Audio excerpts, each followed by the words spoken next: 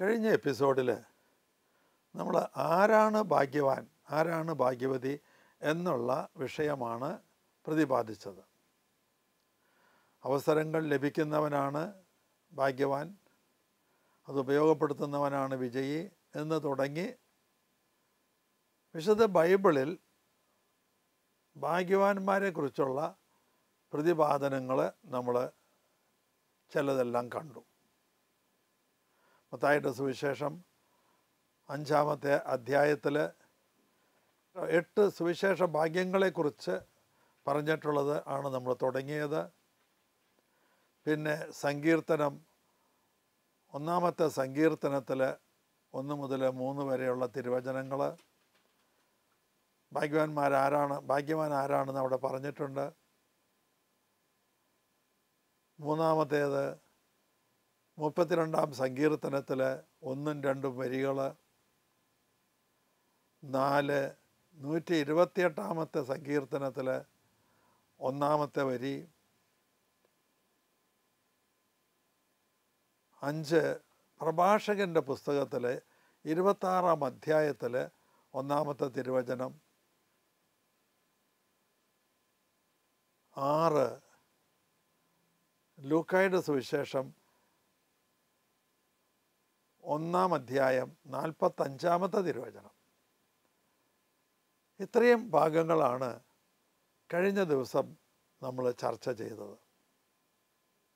നമ്മൾ അവസാനിപ്പിച്ചത് ഇതാണ്. ലൂക്ക 1:45 കർത്താവ് അരുളി ചെയ്തത്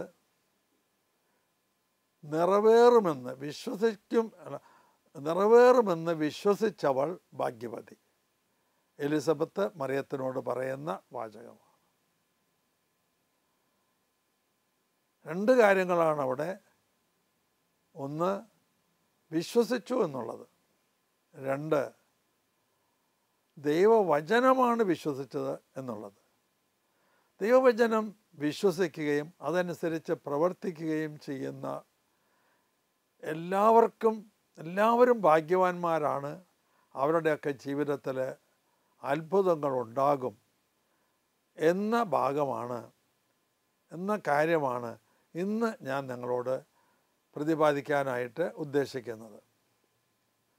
ദൈവവചനം അനുസരിക്കുന്നിടത്ത്,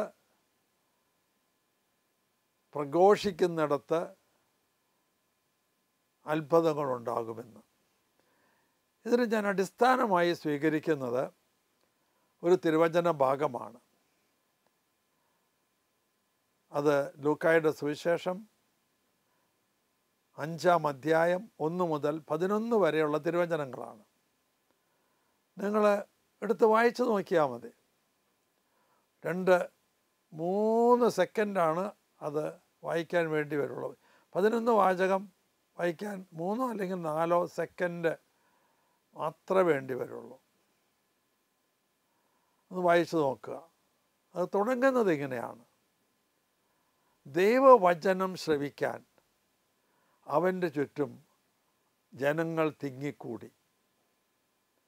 അവൻ ഗനേസരത്ത് തടാകത്തിൻ്റെ തീരത്ത് നിൽക്കുകയായിരുന്നു. കരയോടടുപ്പിച്ച് 2 വള്ളങ്ങൾ കിടക്കുന്നത് അവൻ കണ്ടു. വള്ളങ്ങളിലൊന്ന് ശിമയോൻ്റേതായിരുന്നു. യേശു അതിൽ കയറി വള്ളം അല്പം അകലേക്ക് നീക്കുവാൻ ആവശ്യപ്പെട്ടു. അവൻ അതിൽ ഇരുന്നു കൊണ്ട് ജനങ്ങളെ പഠിപ്പിച്ചു. എന്തായിരിക്കും പഠിപ്പിച്ചിട്ടുണ്ടാവുക? ദൈവവചനം.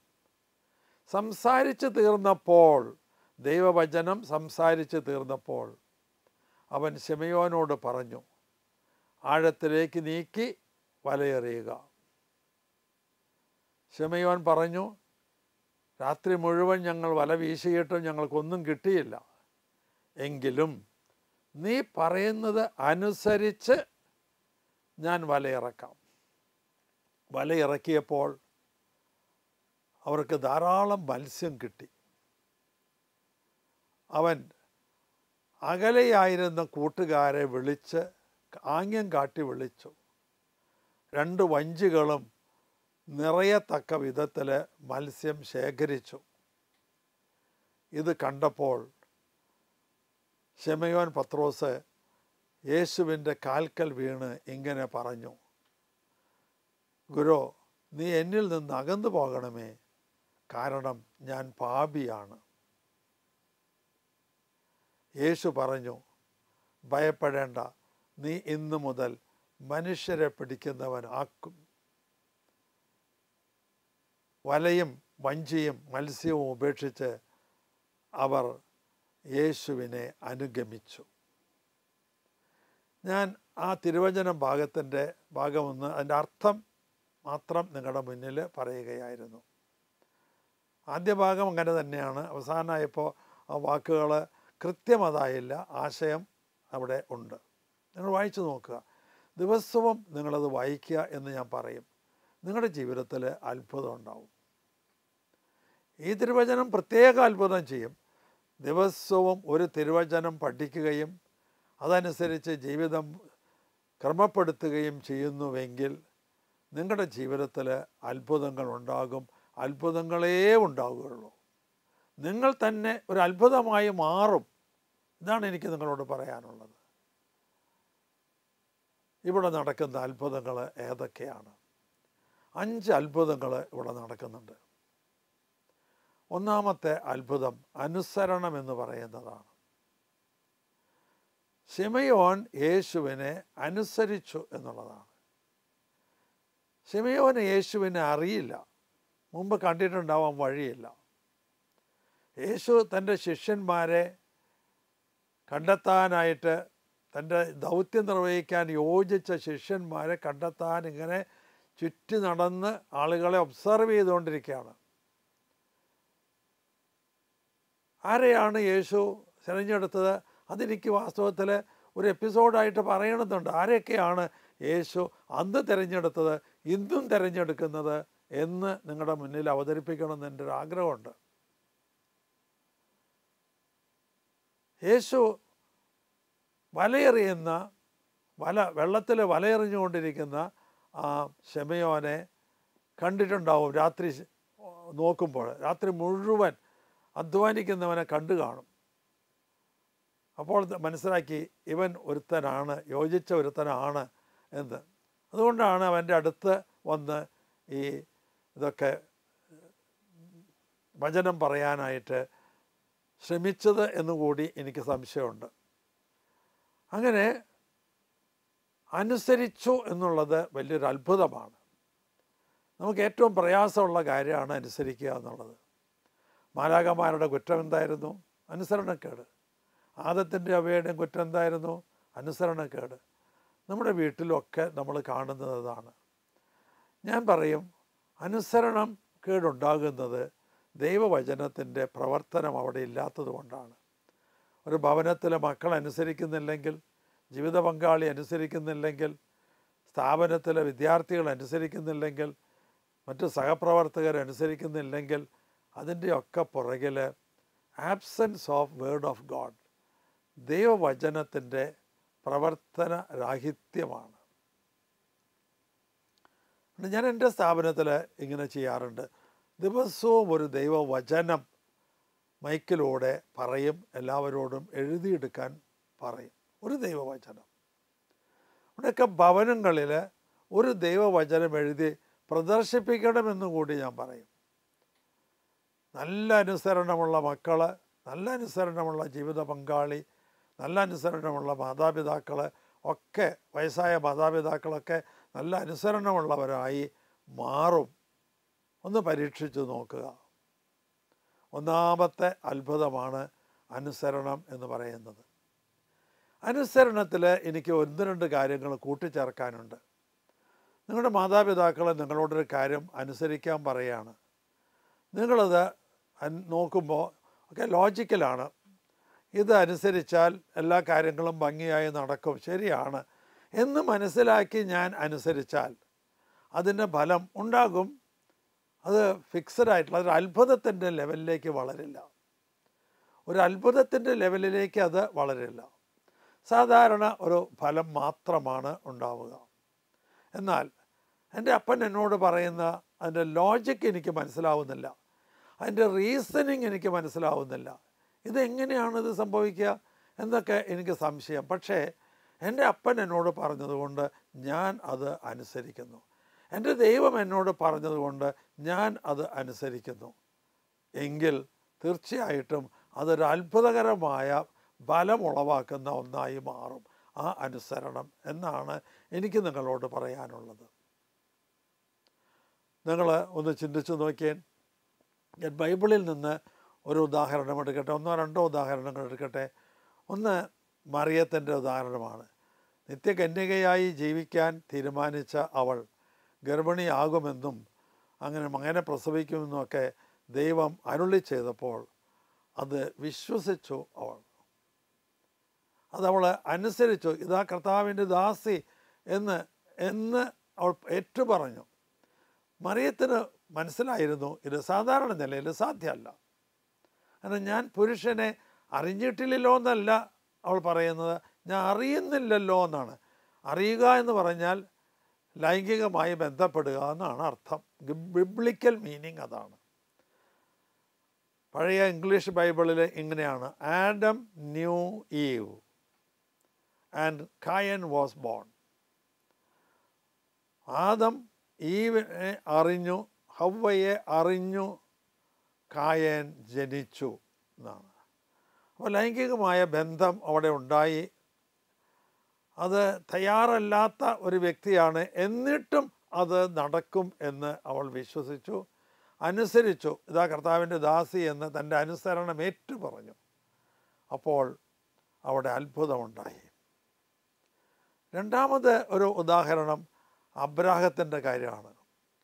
അബ്രാഹത്തിനോട് പറഞ്ഞിട്ടുണ്ടായിരുന്നു, ആകാശത്തിലെ നക്ഷത്രങ്ങൾ പോലെയും കടൽ തീരത്തെ മണൽത്തരി പോലെയും നിനക്ക് മക്കളുണ്ടാകുമെന്ന്. എന്നിട്ട് തൻ്റെ മകനെ ഇസ്ഹാക്കിനെ ബലി കൊടുക്കാൻ പറഞ്ഞപ്പോൾ ഒരു തടസ്സവും പറഞ്ഞില്ല. വേണമെങ്കിൽ ചോദിക്കാമായിരുന്നു അബ്രാഹത്തിന്, എന്താ കർത്താവേ ഇങ്ങനെ പറയണേ? നീ ഇതുപോലെയൊക്കെ പ്രോമിസ് ചെയ്തതൊക്കെ മറന്നുപോയോ? ഇവനെ ഞാൻ ബലി കഴിച്ചാൽ പിന്നെ എനിക്ക് എങ്ങനെയാണ് മക്കളുണ്ടാവുക? ഇതൊന്നും ചോദിച്ചില്ല. ഉണ്ടായത് എൻ്റെ വയസ്സുകാലത്താണ്.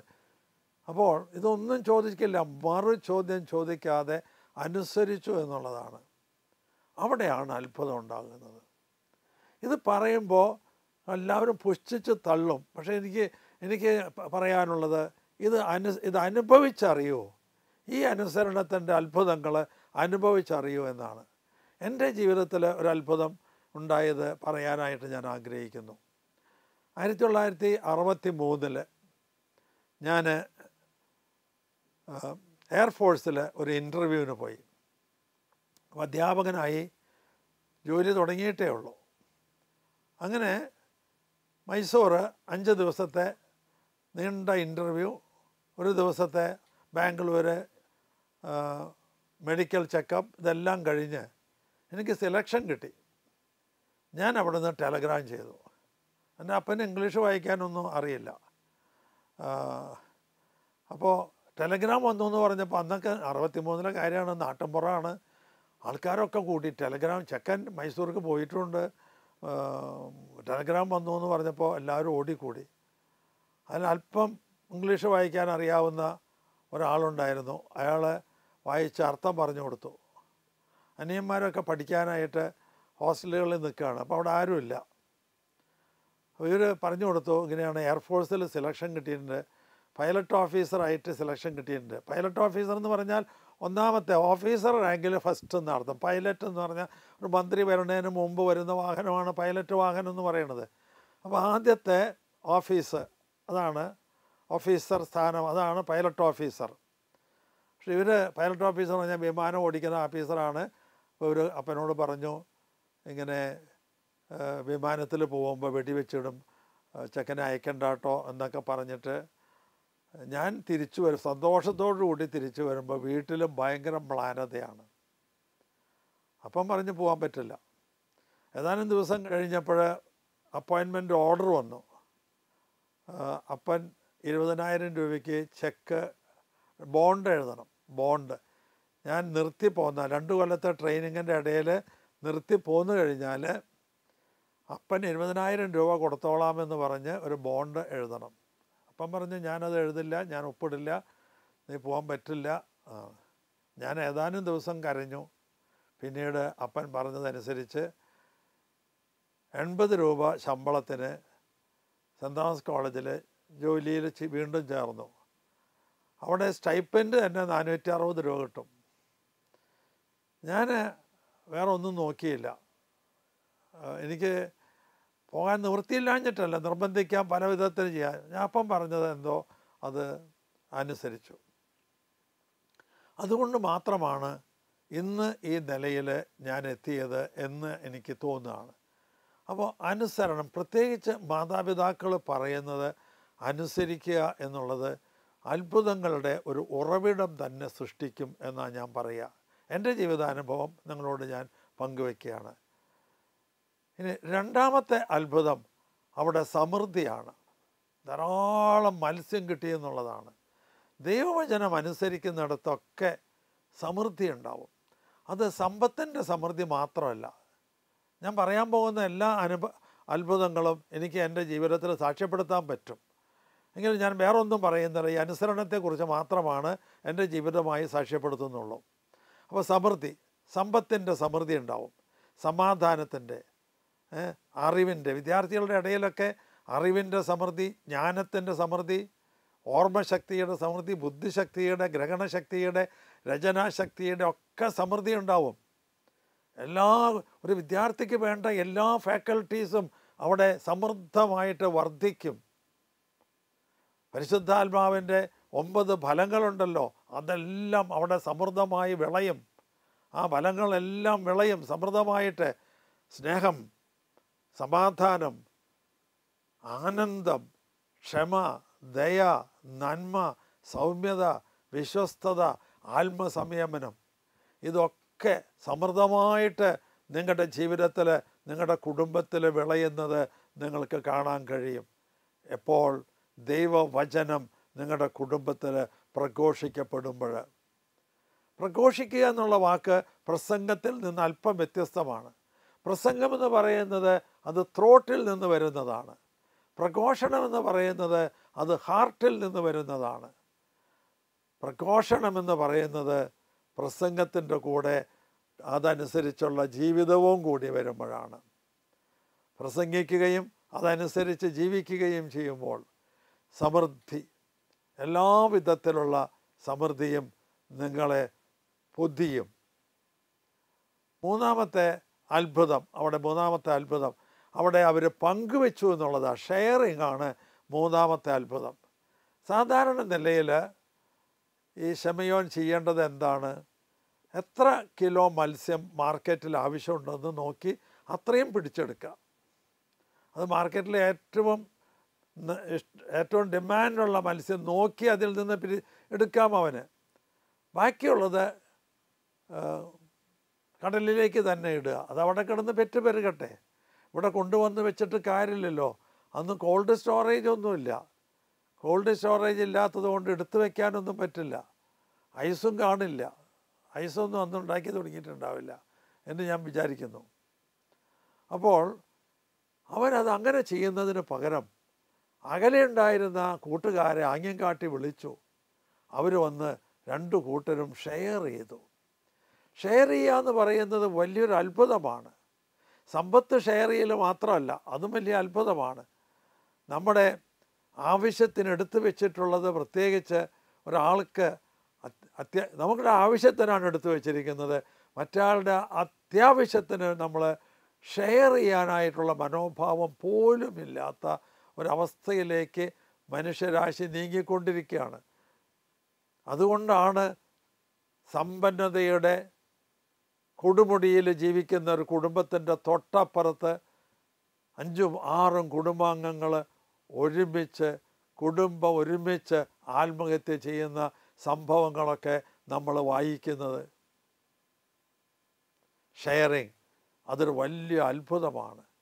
എന്തുകൊണ്ട് ശമയോൻ ഷെയർ ചെയ്തു? കൂട്ടുകാരായതുകൊണ്ട് മാത്രമൊന്നുമല്ല. അവർ ദൈവവചനം കേട്ടു. ദൈവവചനം പഠിപ്പിച്ചതിന് ശേഷമാണ് ഇത് ചെയ്യാൻ പറയുന്നത്. ആ ദൈവവചനത്തിൻ്റെ അത്ഭുതകരമായ പ്രവർത്തനമാണ് അവിടെ നടന്നത് എന്ന് ഞാൻ പറയും. നാലാമത്തെ അത്ഭുതം എന്താണെന്നോ, അവിടെ ശമയോന് പാപബോധമുണ്ടായി എന്നുള്ളതാണ്. ശമയോൻ എന്താ ചെയ്തത്? യേശുവിൻ്റെ കാൽക്കൽ വീണു. യേശുവിൻ്റെ ദിവ്യത്വം മനസ്സിലായി. ശമയോന് മനസ്സിലായി. ആ മനസ്സിലാക്കാൻ സഹായിച്ചത് ആ ദൈവവചനം പ്രഘോഷിച്ചതാണ്. ഇവൻ ദിവ്യനാണ്, ഇവൻ ദൈവത്തിൽ നിന്നുള്ളവനാണ് എന്ന് മനസ്സിലായി.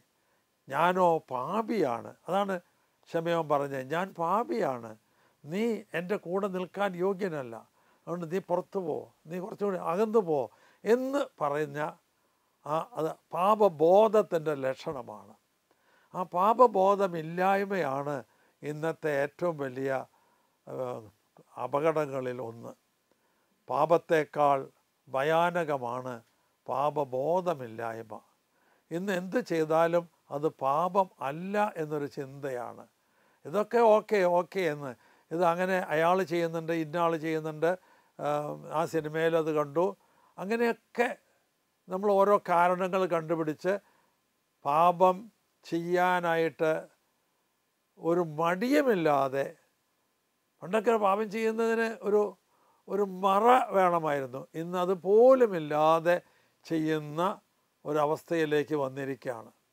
നിങ്ങൾ ഈയിടെ ഒരു സാഹിത്യകാരൻ മരിച്ചതിനെക്കുറിച്ച് വായിച്ചിട്ടുണ്ടാവും.